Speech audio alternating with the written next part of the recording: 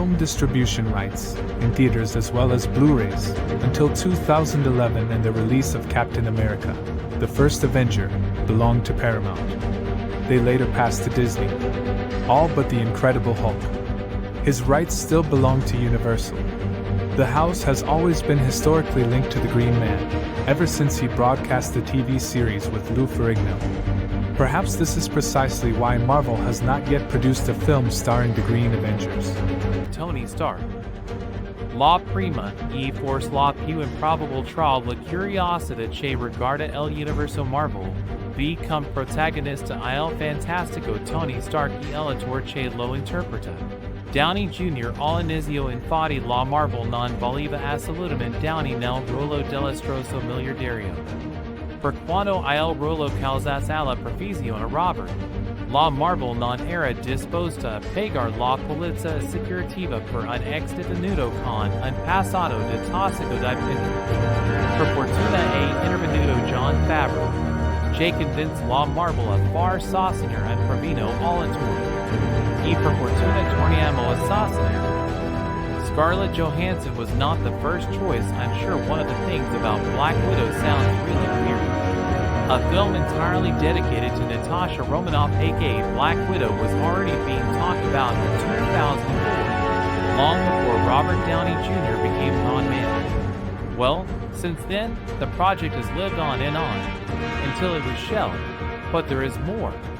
When Marvel regained the rights to Black Widow and decided to include Natasha Romanoff in the film Iron Man 2, the gorgeous Scarlett Johansson was not chosen for the role. Emily Blunt, who was involved in other projects, refused the part. Stan Lee and his cameos. One of the most anticipated moments of every Marvel Cinematic Universe film is the cameo of screenwriter Stan Lee, creator of dozens of characters such as Spider-Man, Iron Man, or Hulk. Lee has appeared dozens of times, playing the most disparate roles: a security guard, a courier, a gambler, a bartender, even himself. But perhaps you know that it was Stan Lee himself who requested to appear in every possible movie by requiring a specific contractual clause.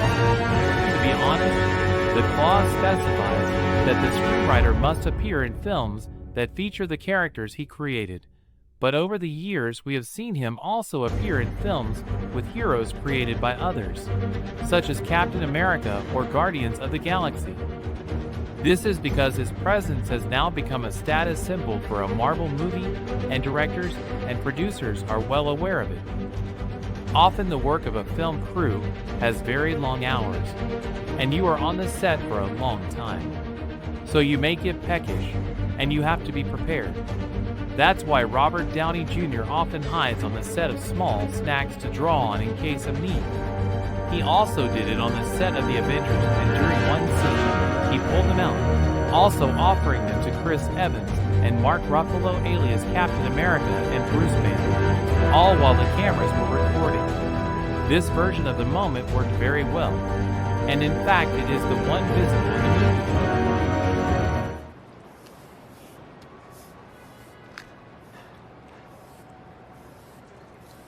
ROXXON. All three Iron Man films feature the ROXXON Energy logo.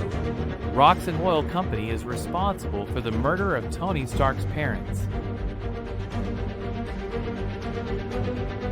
The dragon hidden in the Marvel Universe Fing Fang Foom is a very peculiar character in the comics of the House of Ideas, born before he mainly dealt with superheroes.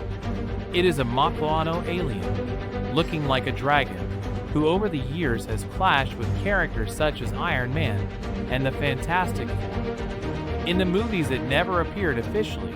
So far, however, there are two extremely hidden Easter eggs which pay homage to it. The first is a billboard visible for a few moments in the first Iron Man. The second is represented by the tattoos of Aldrich Killian in the third solo adventure of Tony Stark. I wonder if they anticipate a future appearance.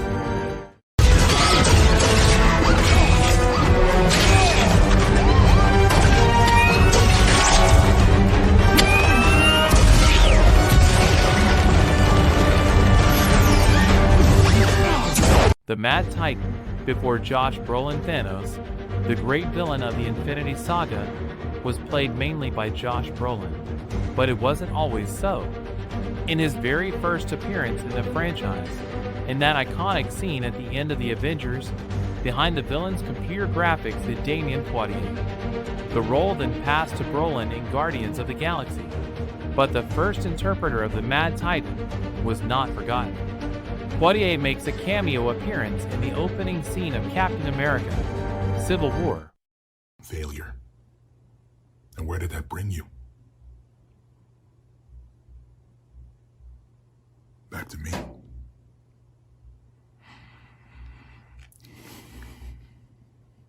I thought that by eliminating half of life, that the other... Improvising is good for.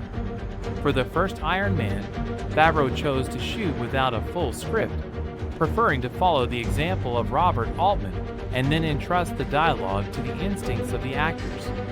This approach created some problems for Jeff Bridges, not used to similar methods, but it was also the source of a nice surprise for Clark Gregg, the interpreter of Phil Coulson.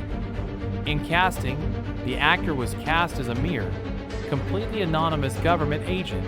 Gregg was cast because of a similar role in West Wing, and only during filming did he discover that Coulson was working for S.H.I.E.L.D., the main spy organization in the Marvel Universe. As a fan of comics, his reaction was extremely positive. Sorry, boss. The god rabbited. Just stay awake. Eyes on me.